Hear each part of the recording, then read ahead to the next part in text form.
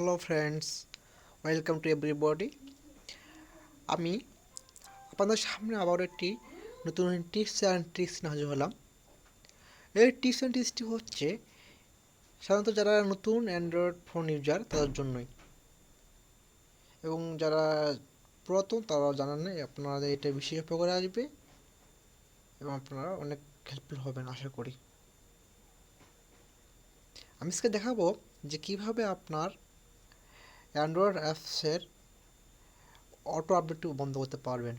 আমাদের মাঝে মধ্যে দেখা যায় যে আমাদের অটোমেটিকলি কি আমাদের অ্যাপসগুলো আপডেট নিয়ে নেয়, এর ফলে কি আমাদের ডাটা প্যাকগুলো কেটে নেয়, তাই না?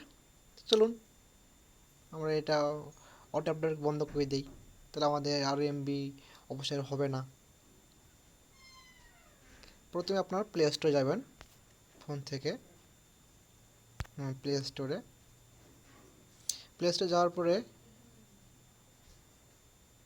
সেটিংয়ে যেতে হবে, সেটিংসে ক্লিক করবেন।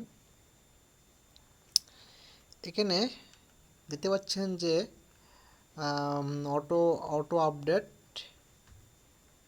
অ্যাপস, আমার কিন্তু এখানে দেওয়া আছে do not auto update apps, আমি অলরেডি দিয়েছি।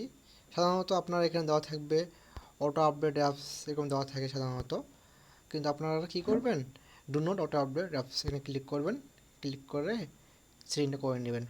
তারপর এখানে আপনার কোনো কাজ করতে হবে না। অর্থাৎ এভাবে কি আপনার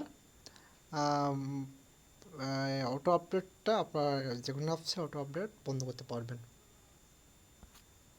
তাহলে আমরা আজকে এই পর্যন্ত টিউশন টিএস হলো। আর যদি আমার ভিডিওগুলো যদি উপকৃত হয়ে থাকেন অবশ্যই আমার চ্যানেলটাতে সাবস্ক্রাইব, লাইক, কমেন্ট, শেয়ার করবেন। ওকে।